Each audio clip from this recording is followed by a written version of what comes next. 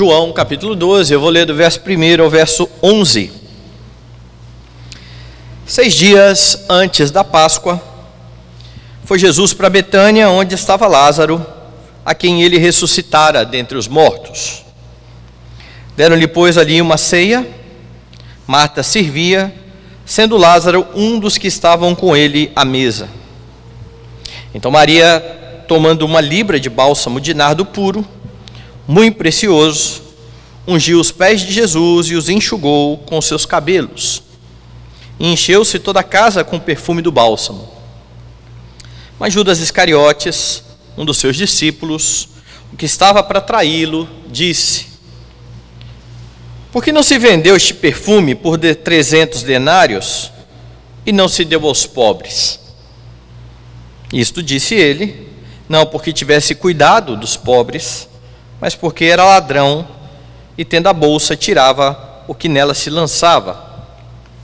Jesus, entretanto, disse: deixa que ela guarde isto para o dia em que me embalsamarem, porque os pobres sempre os tendes convosco, mas a mim nem sempre me tendes. Soube numerosa multidão dos judeus que Jesus estava ali, e lá foram não só por causa dele, mas também para verem Lázaro, a quem ele ressuscitara dentre os mortos. Mas os principais sacerdotes resolveram matar também Lázaro, porque muitos dos judeus, por causa dele, voltavam crendo em Jesus. Oremos. Pai Santo, Deus bendito, exaltado, glorificado seja o teu santo nome. Nos assentamos, ó Deus, à tua presença nesta noite, com o intuito de ouvir, ó Deus, a tua palavra. Que o Senhor dê a nós, ó Deus Santo, a graça de compreendermos o texto sagrado. Que aquilo que o Senhor tem a falar ao nosso coração, ó Deus, cale profundamente em cada um de nós. Que o Senhor nos edifique, nos instrua, nos exorte, para a tua glória e louvor, em nome de Jesus. Amém. Onde está o teu tesouro, aí estará o teu coração. Essa declaração conhecida de Jesus em Mateus capítulo 6, verso 21, ensina de modo muito claro que aquilo que governa o seu coração irá governar a sua vida. O texto de hoje mostra isso de forma bem clara. Lembre-se aí que no contexto próximo, João registrou que, em se aproximando a Páscoa, os judeus subiram para o templo a fim de se purificarem. E enquanto eles estavam ali no templo, eles tinham uma dúvida em relação ao Senhor Jesus Cristo. Volte aí no capítulo 11, no verso 55, para você relembrar isso. Estava próxima a Páscoa dos judeus. Muitos daquela região subiram para Jerusalém antes da Páscoa para se purificarem. Lá procuravam Jesus e, estando eles no templo, diziam uns aos outros: que vos parece? Não virá ele à festa? Jesus era sempre visto no templo quando as festas eram convocadas. Por que então eles estão em dúvida neste momento sobre a presença ou não do Senhor Jesus Cristo? O versículo seguinte responde isso. Ora, os principais sacerdotes e os fariseus tinham dado ordem para que, se alguém soubesse onde ele estava, denunciá-lo a fim de o prenderem. Houve um decreto dos fariseus, dos sacerdotes, para que Jesus fosse preso. Lembre que no capítulo anterior, Jesus ressuscitou a Lázaro. E a ressurreição de Lázaro repercutiu em todos os lugares. Muitas pessoas creram em Jesus por conta disso. Mas outros foram lá dizer aos sacerdotes o que havia acontecido, razão então deles começarem agora a tramar a morte do Senhor Jesus Cristo. Está se aproximando a Páscoa. Esta é a última das Páscoas que será registrada pelo apóstolo João. João é o único apóstolo, o único dos evangelistas que registra as 3 Páscoas dos 3 anos de ministério do Senhor Jesus Cristo. E então se aproxima o tempo da morte, o tempo em que o Senhor entregará a sua vida a fim de salvar os seus. Como esse tempo ainda não tinha chegado, com esse decreto Jesus se retirou e então há uma dúvida: Jesus vem ou não vem à festa? O relato da ceia preparado para Jesus, que está então agora a partir do capítulo 12, e o texto vai dizer que 6 dias antes da Páscoa, foi Jesus para Betânia, onde estava Lázaro. Ou seja, Jesus se retirou, ficou o tempo que era preciso. 6 dias antes da Páscoa, ele se apresenta agora em Betânia. E há o relato desta ceia, deste jantar que está sendo feito aqui, preparado para Jesus. Ele é registrado também por Mateus e por Marcos. Se você olhar para os sinóticos, você vai ver que este relato está presente ali. E nos sinóticos, você tem uma informação que é omitida aqui por João. Você sabe em que lugar exatamente foi esta ceia. Eles vão dizer que a ceia foi na casa de Simão, o leproso. João está registrando aqui quem estava presente nesta ceia. Veja aí no verso 2. Deram-lhe, pois, ali uma ceia, Marta servia, sendo Lázaro um dos que estavam com ele à mesa. Ou seja, Lázaro estava presente, as suas irmãs estavam presentes e estavam então como convidados da festa. A casa era de Simão, eles estão como convidados da festa.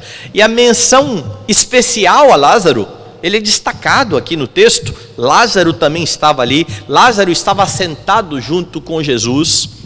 Indica que esse jantar foi feito como uma espécie de gratidão a Deus por aquilo que Jesus havia feito.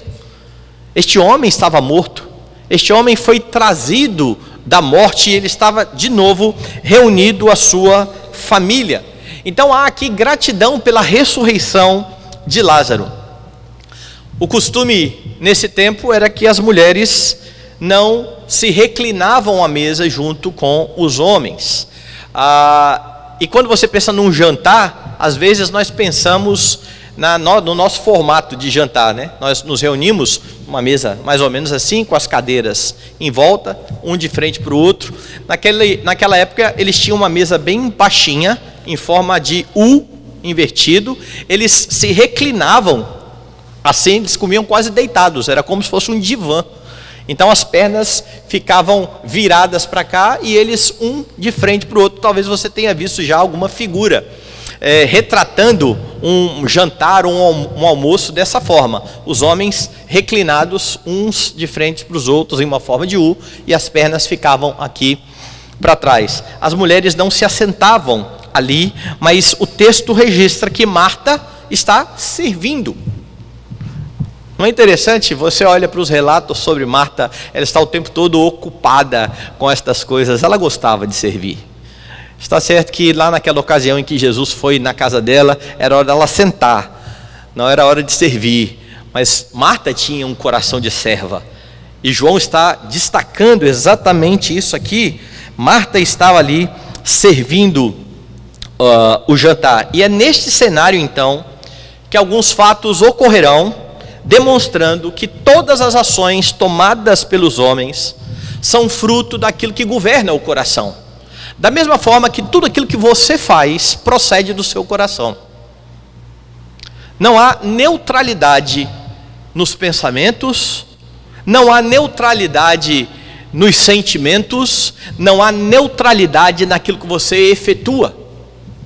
Tudo isso parte do coração, razão da Escritura dizer: a boca fala do que está cheio o coração. E você perceberá exatamente isso aqui neste texto. Ao olhar para o texto, você aprende sobre como saber o que é que governa a sua vida. Você já parou para pensar nisso? Quem é que governa a sua vida? E talvez você diga de pronto: pastor, eu sou crente, Jesus governa a minha vida. Vamos dar uma olhada no texto e vamos avaliar então a nossa vida. Primeiro nós vamos ver o que acontece quando o seu coração é governado por Cristo. O texto vai mostrar isso. Quando o seu coração é governado por Cristo, você quer estar com o seu Senhor. Você quer estar em comunhão com Ele. Aqueles irmãos, Lázaro, Marta e Maria, amavam estar com Jesus e a recíproca era verdadeira. Jesus, sempre que passava ali por Betânia, hospedava-se naquela casa. Eles não perdiam uma oportunidade de poder receber Jesus em casa. Talvez você tenha algum amigo chegado que mora em outro lugar e você gosta disso. Estou doido para fulano vir visitar, eu gosto da companhia dele. A casa é apertadinha, vai ficar uma bagunça danada, mas é bom estar junto. Há pessoas que nós gostamos de fato de receber, de estar juntos. E estes irmãos não perdiam esta oportunidade. Jesus passava por Betânia e eles hospedavam a Jesus. Há um comentarista, um reformador chamado Wolfgang Musculus. Ele é um reformador alemão. E ele então olha para esse texto e convida os seus leitores a elevar a mente para o jantar celestial no céu, onde Cristo, o ressuscitador dos mortos, está assentado à mesa com os seus fiéis ressuscitados. Porque essa é a cena que você tem ali. Cristo ao lado de um homem que ele acabou de trazer dos mortos.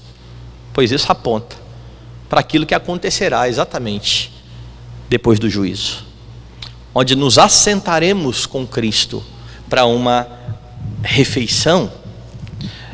Se você ama Cristo, você quer estar junto a Ele.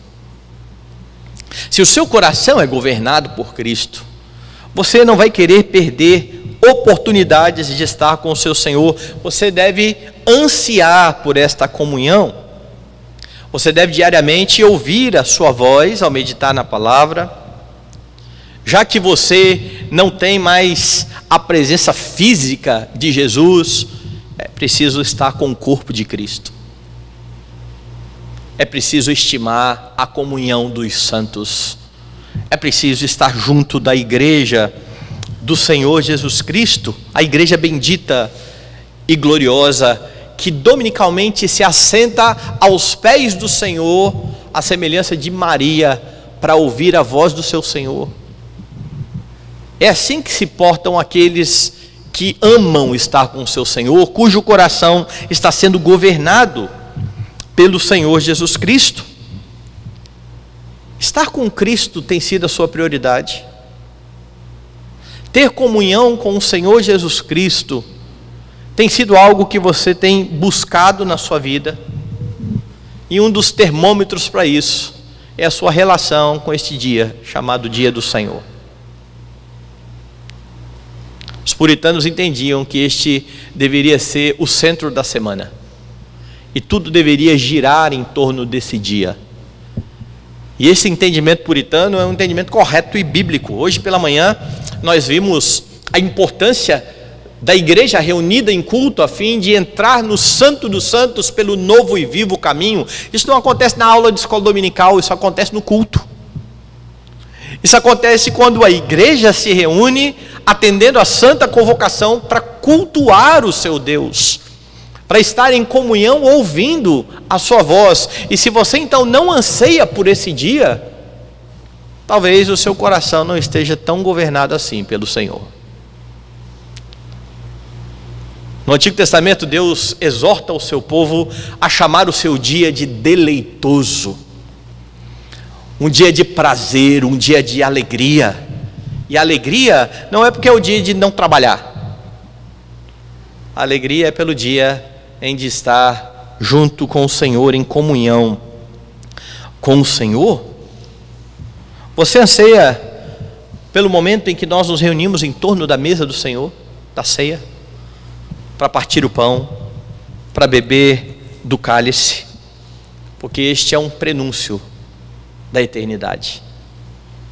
Quando Jesus estabeleceu a ceia, ele disse que não mais beberia do fruto da videira até aquele dia em que iria beber novo conosco no reino dos céus.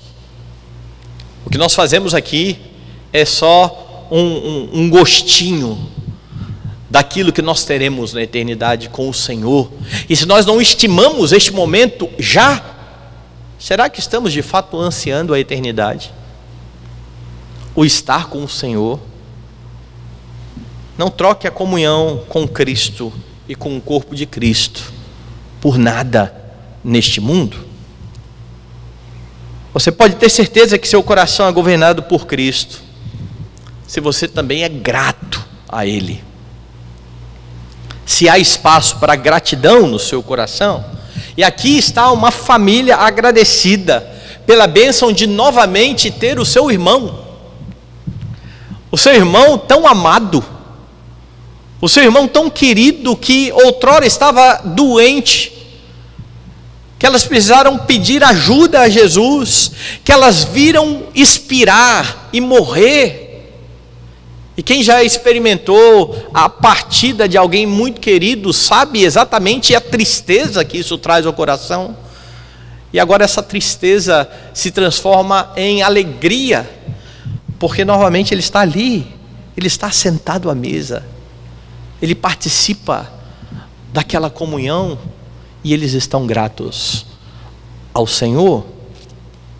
Você consegue perceber as bênçãos diárias que o Senhor tem concedido a você? A começar da salvação, meus irmãos, tudo o que você tem, tudo, é graça do Senhor na sua vida. Hoje pela manhã vimos uma crente, cujo nome é Agradável, que, recebida pelas suas amigas com toda alegria, disse: eu não tenho razão para ser agradável, me chame de amarga. Ela não conseguia perceber as bênçãos do Senhor, por isso que ela disse: eu saí daqui plena e voltei vazia, eu não tenho ninguém, a despeito de estar com a sua nora, que havia jurado lealdade a ela, que havia feito uma linda declaração, dizendo que não deixaria. Ela estava de volta à sua terra natal, ela estava de volta à casa do pão, ela estava vendo a bênção do Senhor. Ela chega no dia das primícias, ela não olha nada disso e diz: eu sou amarga, Deus me fez amarga. Um coração que está governado por Cristo consegue perceber todas as bênçãos que o Senhor tem derramado sobre ele. O problema é que a rotina pode levar você a esquecer as bênçãos do Senhor. E tudo aquilo que vira rotina e costumeiro cai no comum. Todo dia você levanta, você está saudável, você tem alimento, você tem um teto para repousar. Isso se torna tão comum que às vezes você esquece que isso é graça. Graça. O fato de nós podermos respirar é graça. Lembro que agora, 2 anos atrás, muitos perceberam o quão importante é respirar. Ao ser infectado aí pelo vírus e não conseguir respirar direito, alguns, é um momento em que você fala: como isso faz falta. Você talvez não precise chegar tanto. Passe uma noite com o nariz entupido, bem entupido, e você deita e parece que você está sufocando. Só que quando você está saudável, não há nenhum impedimento para respirar, é tão comum que você não percebe. Tudo, meus irmãos, que temos vem da parte do Senhor, da graça do Senhor sobre a sua vida. Então não esqueça, tudo vem dele. Seja sempre grato a ele. Mas você tem mais: se Cristo governa o seu coração, você vai buscar honrá-lo em sua vida. E João relata a atitude então de Maria. Dê uma olhada lá no texto, no verso de número 3. Então Maria, tomando 1 libra de bálsamo de nardo puro, muito precioso, ungiu os pés de Jesus e os enxugou com seus cabelos, e encheu-se toda a casa com o perfume do bálsamo. Quando Cristo governa o seu coração, você quer honrá-lo. Pense então num coração generoso. Não era pouco o valor do perfume. Judas, como tesoureiro e bom de conta, estimou o valor. Dê uma olhada a ele. Fala que esse perfume, no verso 5, poderia ser vendido por 300 denários. Bom, 300 denários são 300 dias de trabalho. Porque um denário é o salário de um dia de trabalho. 300 denários é praticamente 10 meses de trabalho em um perfume quebrado, lançado sobre Cristo. Aparentemente, um desperdício. O salário de 10 meses usados de uma só vez por um coração grato, por um coração que honra o seu Senhor. E Mateus e Marcos vão registrar que ela ungiu não só os pés de Jesus, mas a cabeça do Senhor. Lembra que eu falei que a mesa ela era em forma de U e eles reclinavam? Essa é a razão. Então ela começa ungindo a cabeça e unge até os pés do Senhor Jesus Cristo, um ato de profunda gratidão por tantos benefícios concedidos pelo Senhor, comparado com tudo aquilo que ela tinha em Cristo. Aquele precioso e caro perfume não era nada. Não era nada. Era pouco diante de tantas bênçãos e de tantos benefícios, sobretudo o benefício da salvação. Quanto é que vale a sua salvação? Quanto custa? Você teria condições de comprá-la? Por vezes nós cantamos: eu sei que foi pago um alto preço. E nós cantamos isso para dizer: eu sei o que teve que acontecer. Jesus Cristo precisou se encarnar, viver perfeitamente, e precisou se entregar à morte. Eu sei como foi o processo. Há outro cântico onde nós dizemos que não conseguimos saber o preço que foi pago. E você falava assim: a gente sabe ou não sabe? Não, a gente sabe como foi, mas nós não conseguimos mensurar o tamanho do valor disso. Ninguém poderia pagar. O que é um perfume para aquele que está dando a sua vida em favor dos pecadores? Esse é o coração grato desta mulher. Do que você não abre mão para priorizar a Cristo? Porque isso pode mostrar onde está o seu coração. Esta mulher está abrindo mão de uma grande quantidade de dinheiro para honrar o seu Senhor. Há crentes que sequer devolvem os seus dízimos e ofertas em reconhecimento pelo sustento dado pelo Senhor. Nós gastamos esse dinheiro com muitas coisas, em vez de obedecer aquilo que o Senhor requer de nós. Mas a gratidão não está apenas nos dízimos e ofertas. Você abre mão do seu tempo por amor ao Senhor? Há muitos que não querem fazer isso, e é por isso que eles não têm tempo. Eles não têm tempo de ler a Bíblia, eles não têm tempo de fazer o culto doméstico, eles não têm tempo para o culto do dia do Senhor. Tudo isso é considerado à medida em que sobra algum tempo. Primeiro eu vou fazer o que é importante. Se sobrar um tempinho, eu vou ler a Bíblia. Se sobrar um tempinho, eu vou fazer o culto doméstico. E muitos crentes fazem estas coisas somente se estas coisas não estiverem atrapalhando o seu cotidiano. E isso demonstra onde está o coração. E isso mostra quem é que governa o coração. Assim não há prioridade e nem honra ao dia, ao Senhor na vida destes crentes. A vida com Cristo é um apêndice daquilo que é realmente caro, daquilo que é realmente importante para estas pessoas. Eu pastoreei uma pessoa certa vez que tinha recebido do conselho da igreja um cargo na escola dominical. E do nada a pessoa sumiu. Não falou, não avisou, não disse onde estava. E o conselho falou: ó, pastor, vão visitar. E eu fui visitar a pessoa. E marquei e cheguei na casa dessa pessoa. E ela me recebeu na varanda.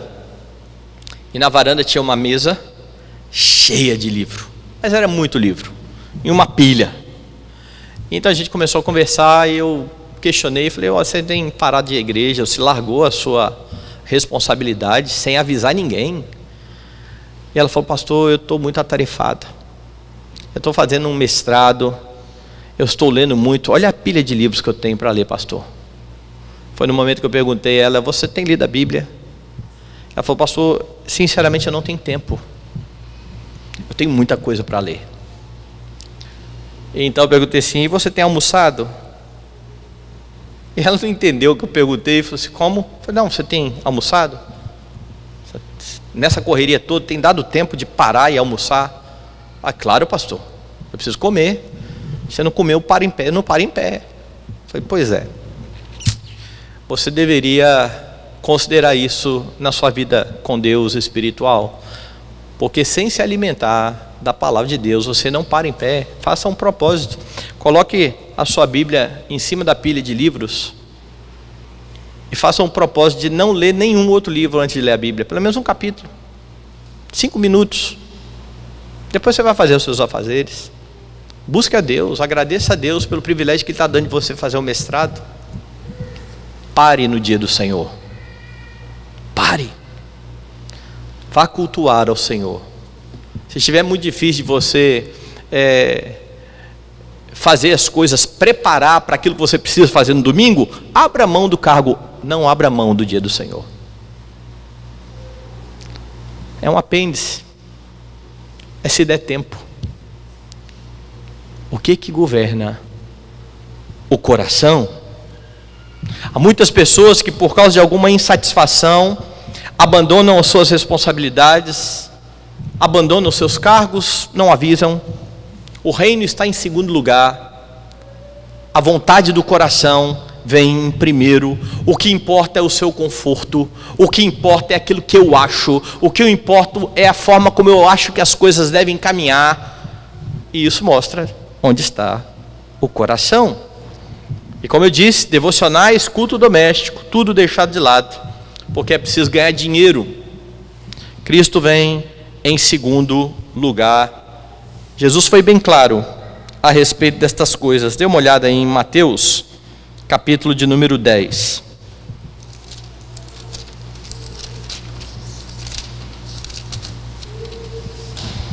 Verso de número 37. Quem ama seu pai ou sua mãe mais do que a mim, não é digno de mim. Quem ama seu filho ou sua filha mais do que a mim, não é digno de mim. E quem não toma a sua cruz e vem após mim, não é digno de mim. Quem acha a sua vida, perdê-la-á. Quem todavia perde a vida por minha causa, achá-la-á. O que Jesus está dizendo? Eu sou a prioridade. Não tem mãe, não tem pai, não tem marido, não tem esposo, não tem nada à frente de mim. E quem não deixa essas coisas por amor a mim, não é digno de mim. Cristo tem governado o seu coração. Agora veja que curioso.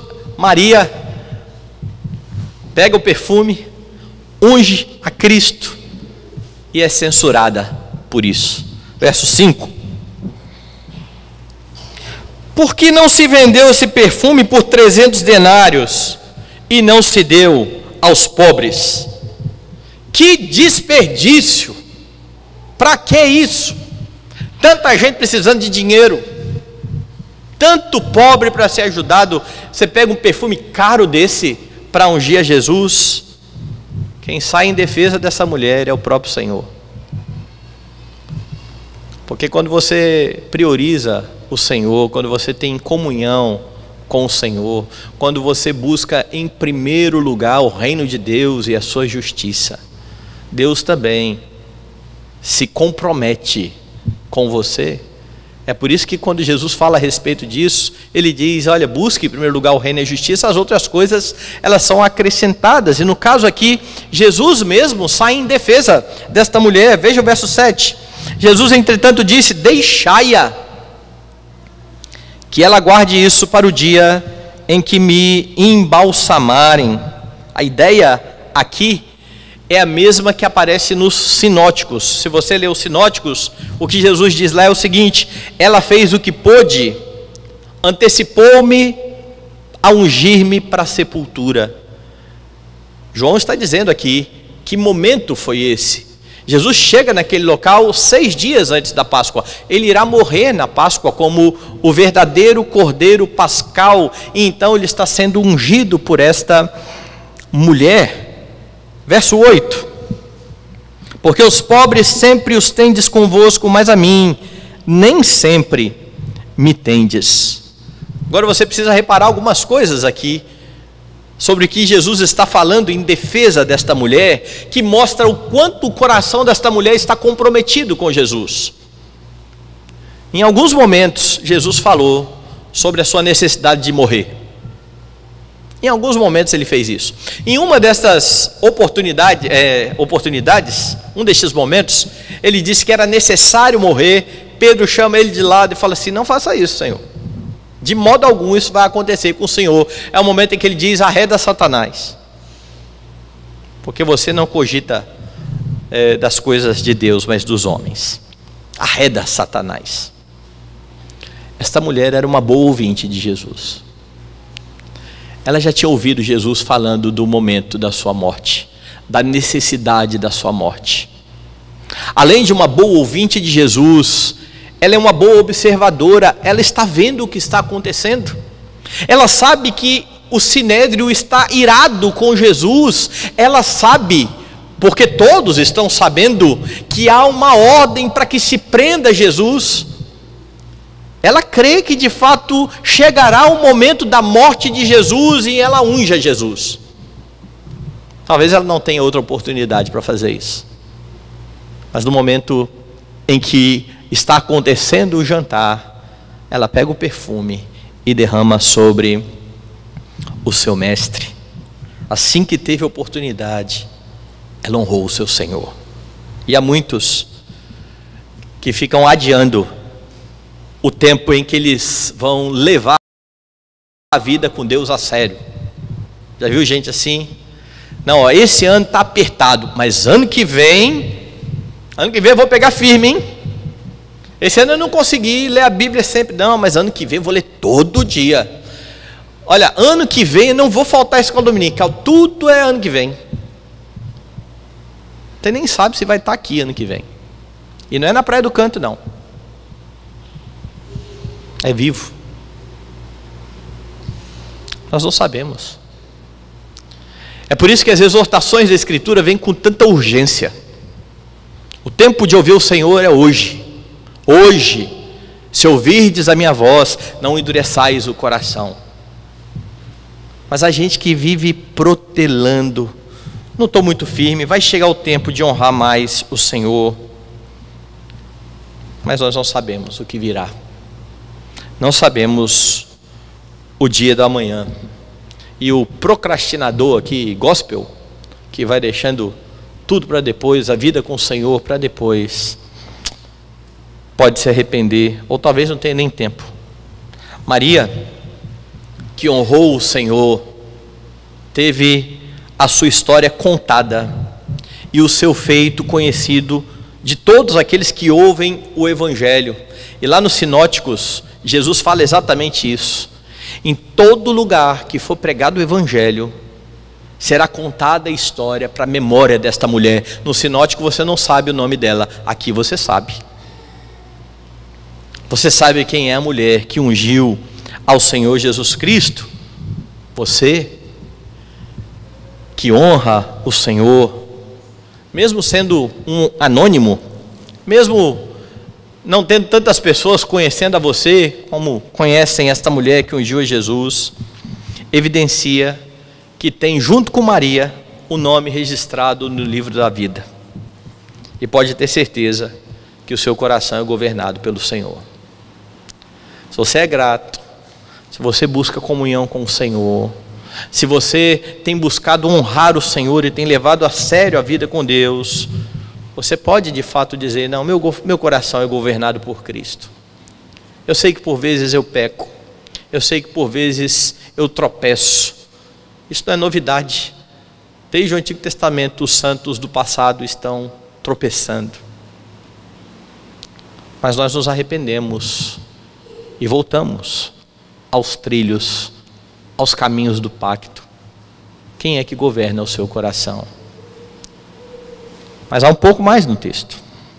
O texto mostra o que acontece quando o coração é governado por ídolos. Porque, irmãos, você age de forma contrária a tudo o que foi visto aqui, quando o seu coração não é governado por Cristo. Quem tem o coração controlado pelo Senhor Jesus Cristo age de forma piedosa. Quem tem o coração governado por ídolos vai pecar. O tempo todo estará pecando. E há uma verdade bíblica inevitável que você precisa saber. Se Cristo não for o governante do coração, se Ele não for a prioridade, o trono não estará vazio. Algum usurpador tentará se assentar no trono do coração. Tentará tomar o lugar de Cristo. Algum ídolo irá governar a sua vida. Perceba então algumas atitudes aqui no texto que mostram corações governados por ídolos. Perceba Judas com uma atitude diametralmente oposta à de Maria. Porque Maria pega um perfume caríssimo, quebra ali e derrama sobre Jesus e unge Jesus. Ela é grata ao Senhor, ela é generosa. Dê uma olhada nos versos 4 e 5. Mas Judas Iscariotes, um dos seus discípulos, o que estava para traí-lo, disse: por que não se vendeu este perfume por 300 denários e não se deu aos pobres?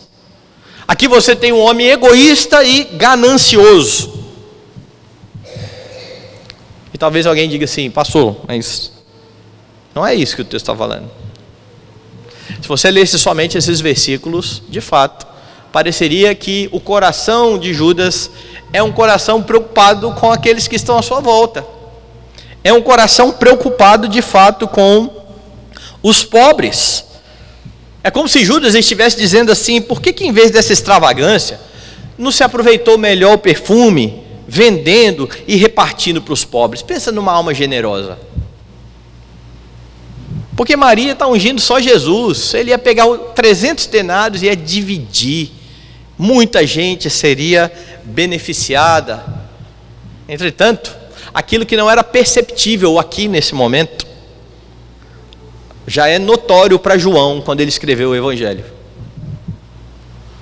Porque aqui ninguém sabe o que está para acontecer, ninguém sabe que é Judas que vai trair Jesus. Eles confiam em Judas. Eles confiam tanto em Judas que ele é o tesoureiro do colégio apostólico. Só que João está escrevendo décadas depois. Ele já viu tudo o que ocorreu e então ele faz aqui um comentário para os seus leitores. Veja o verso 6. Isto disse ele, não porque tivesse cuidado dos pobres, mas porque era ladrão. E tendo a bolsa, tirava o que nela se lançava. O discurso era lindo. Podemos ajudar muita gente com esse dinheiro. A intenção, vendendo esse perfume, o dinheiro vem para cá, para a minha bolsa. É de onde eu tiro. A preocupação não era com os pobres. A preocupação era com ele. Judas amava o dinheiro e isso governava o seu coração. Era o dinheiro o seu ídolo funcional. E quando eu falo em ídolo funcional, é o ídolo que faz você funcionar do jeito que você funciona, que faz você pensar da forma como você pensa, que faz você agir da forma como você age. Aquilo que é importante para o seu coração leva você a algumas atitudes. E não é diferente com Judas. Como o coração está governado pelo dinheiro, como ele roubava da bolsa em vez de repartir aos pobres, o amor ao dinheiro o leva a quebrar o 8º mandamento roubando, a cobiçar o dinheiro do perfume, 10º mandamento, a mentir sobre as suas intenções, 9º mandamento. Olha a quantidade de mandamento quebrado aqui. Porque quando ele diz, isso é desperdício, é melhor dar para os pobres, é mentira, é falso testemunho, e tudo isso porque Jesus não era a prioridade da sua vida. E então ele quebra o 1º mandamento. Jesus não é o seu Deus. Ele tem outro Deus à frente do verdadeiro Deus. E por amar o dinheiro, ele faz qualquer coisa para conseguir o dinheiro. Os sinóticos vão mostrar ainda o que ocorreu após essa história. Volta lá, abre lá em Mateus, capítulo 26.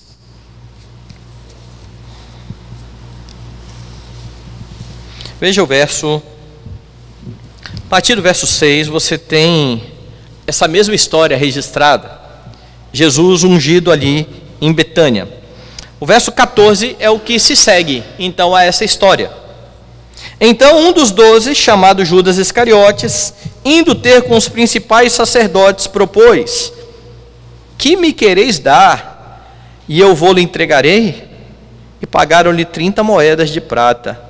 E desse momento em diante, buscava ele uma boa ocasião para o entregar. Não parou na intenção de roubar o dinheiro do perfume. Assim que ele saiu dali, ele falou assim: olha, eu tenho o que vocês querem. Lembra da preocupação do pessoal que está lá no templo para purificação? Ele vem ou não vem? Porque tem uma lei aí dizendo para entregá-lo. Quem é que vai entregar? Judas. Por amor ao dinheiro. Então, se Maria está achando pouca coisa, um perfume caro, diante de tantos benefícios que ela recebe do Senhor, para Judas pouco importa o que Jesus está dizendo que vai fazer. O que importa é o dinheiro no bolso, a sua segurança, a sua esperança. Tudo isso está no dinheiro. E é isso que está governando a vida deste homem e fazendo ele agir desta forma. Ele faz tudo por dinheiro. É claro que você sabe que dinheiro não é algo ruim. Dinheiro é dádiva, é bênção do Senhor. Não é o dinheiro a raiz de todos os males. A raiz de todos os males, segundo a Escritura, é o amor ao dinheiro. E você então pode ampliar isso para qualquer outro ídolo. A raiz de todos os males é um coração centrado nas bênçãos de Deus em vez de centrado em Deus. Quando você troca Deus por qualquer benefício que Ele tenha dado, e aquilo passa a ser o mais importante na sua vida, você vai agir governado por isso. O dinheiro então não é ruim. Como servo, ele é concedido por Deus para que você ame a Deus e para que você ame ao próximo. Entretanto, quando o dinheiro se torna o seu senhor, ele sempre será um senhor cruel. Ele sempre dará ordens terríveis. Judas está entregando o seu amigo, porque é assim que Jesus vai se dirigir a Judas quando ele se aproximar. Amigo, para que vieste? O dinheiro cega, os ídolos cegam e fazem você e levam você a pecar. Quando o dinheiro se torna um senhor, ele é sempre um senhor cruel. Você vai mentir para ter dinheiro. Você vai ser desonesto nos seus negócios para ganhar dinheiro. Talvez você use de violência por causa do dinheiro. Você vai negligenciar a sua família para ganhar mais dinheiro e ainda vai ter o discurso de é para o benefício da família. Uma família que não tem você ali, porque você só vive para ganhar dinheiro. Tudo isso em nome do dinheiro. Nós sabemos que há políticos com o mesmo discurso populista aqui de Judas. Nós queremos ajudar os pobres, nós queremos ajudar as pessoas, mas a verba é para o bolso. O dinheiro não é para ajudar as pessoas. São corações governados pelo dinheiro. E enquanto as pessoas acham que eles estão preocupados com os mais pobres, eles estão fechando os olhos para os ladrões que têm prejudicado a sociedade. Quando ter dinheiro vira um fim em si mesmo, você deixa o Senhor da glória de lado. Você deixa o dono da vida de lado. Eu perguntei há pouco aqui quanto custa a sua salvação, mas eu poderia perguntar quanto é que custa respirar. Quanto é que custa ter saúde? Pois por causa do dinheiro, Judas está deixando de lado aquele que trouxe o homem dos mortos. Isso é uma loucura. Isso é insanidade. Não fosse o aspecto espiritual, nós diríamos, não faz o menor sentido. E fala, não é mesmo, não faz mesmo. Judas não teve os seus olhos abertos pelo Senhor. Ele não consegue enxergar a glória do seu Redentor.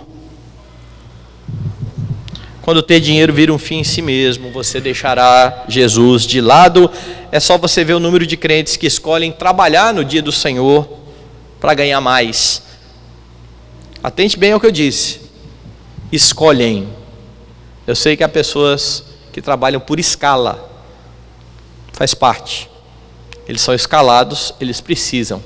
Eu estou dizendo de pessoas que podem escolher o dia do trabalho, mas pensam assim, domingo se ganha mais, é o dia que eu vou trabalhar. O coração está no dinheiro. Negligencia-se o dia do Senhor. E sabe o que é interessante? Essa percepção de que podemos ser governados por estas coisas, por estes benefícios. Essa percepção está até em muitos ímpios.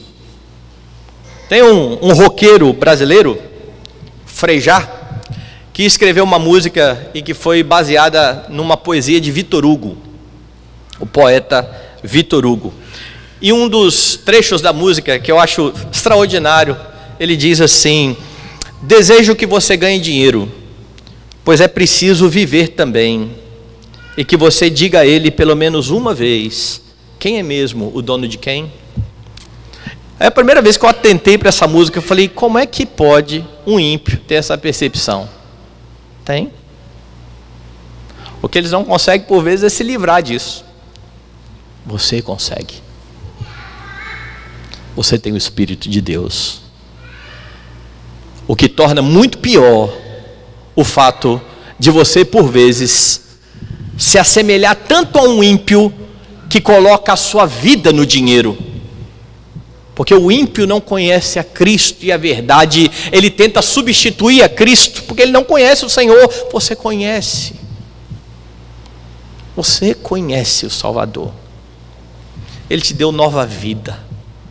Ele te deu novo coração. Ele te inseriu no povo dele. Não troque o Senhor por ídolos. Há muitos crentes que estão colocando a sua esperança no dinheiro, fazendo dele o seu Deus funcional. E interessante é notar aqui que Jesus não está proibindo ajudar aos pobres. Veja lá a defesa que Jesus faz desta mulher. Verso 7. Deixai-a que ela guarde isso para o dia em que me embalsamarem, porque os pobres sempre os tendes convosco, mas a mim nem sempre me tendes. O que Jesus está dizendo é, entre ajudar os pobres e me honrar, a prioridade é me honrar. Eu estou aqui, eu não estarei sempre aqui com vocês fisicamente. Vocês terão outras oportunidades para ajudar os pobres. E um coração que está em Cristo também usará do seu dinheiro para benefício dos seus irmãos que estão em necessidade. Todas as coisas estão então conectadas, daí a Escritura ordenar, faça o bem a todos, especialmente aos da família da fé. Mas há mais um pouco aqui nesse texto. Dê uma olhada aí a partir do verso 9. soube numerosa multidão dos judeus que Jesus estava ali. E lá foram não só por causa dele, mas também para verem Lázaro, a quem ele ressuscitara dentre os mortos. Mas os principais sacerdotes resolveram matar também Lázaro, porque muitos dos judeus, por causa dele, voltavam crendo em Jesus. Está cheio de gente ali agora. Eles estão lá no jantar, no banquete, e muitas pessoas estão querendo ver Jesus, e não só Jesus, eles querem ver Lázaro. A notícia está espalhada. Este homem trouxe o outro da morte. Ele ressuscitou um homem. Eu quero ver. Você não ia querer ver, não? Alguém que voltou dos mortos? Está todo mundo querendo ver a Lázaro. Qual é o problema? Eles iam lá, constatavam que Lázaro estava vivo e falavam: esse homem é o Messias. Não tem dúvida. E aí então veio o problema do texto anterior. Porque os principais sacerdotes sabem que Jesus está realizando milagres, mas o coração deles está com uma preocupação política. Nós vamos ser enxotados da nossa terra.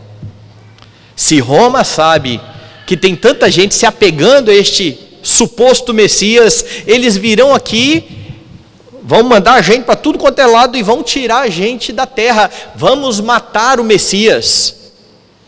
O coração está governado por isso. E agora eles querem matar Lázaro também. Por quê? Porque se Lázaro é agora a prova de que esse homem ressuscita morto, vamos sumir com esse homem.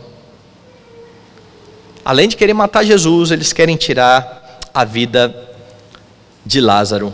O que governava o coração destes homens? Exatamente isso, o desejo de permanecer ali na sua terra, o medo de ser lançado fora daquela terra, a inveja que eles tinham do Senhor Jesus Cristo, o medo de permanecer na sua posição de autoridade sobre o povo a qualquer custo. Porque agora que tem um Messias, estes homens não vão querer ir atrás dos saduceus, dos fariseus, e nem de qualquer outro líder que seja. Nós temos o Messias. Eles querem permanecer no seu posto, e então eles tramam um assassinato. Eles são culpados de assassinato, porque segundo o que Jesus ensinou no Sermão do Monte, a intenção do coração já se constituiu pecado diante de Deus. E eu volto a perguntar: o que tem governado a sua vida? Por que você faz o que você faz? Por que você pensa o que você pensa? Por que você toma as atitudes que você toma a cada dia? E ao olhar para o texto você aprende que não é difícil perceber onde está o seu coração.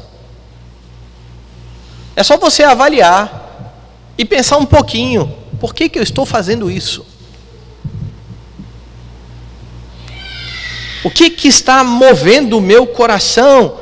Avalie-se. O que tem levado você a pecar? Porque cada pecado é impulsionado por um desejo do coração que se tornou seu senhor. É isso que Tiago diz: cada um é tentado pela sua própria cobiça, quando é a sua atrai e o seduz. E a ideia ali é de um pescador que joga a isca e fisga. É isso que a cobiça está fazendo ali, está fisgando o homem. E você agora está dominado pelo desejo. Paulo fala algo parecido com isso, quando ele diz: tudo é lícito, mas eu não vou me deixar dominar por nada disso. Se as suas atitudes, qualquer que sejam elas, estão sendo tomadas por um desejo que não é piedoso, se você está mentindo para justificar o que você está fazendo, o seu coração está sendo governado por ídolos. Com isso eu não estou dizendo que você não é crente.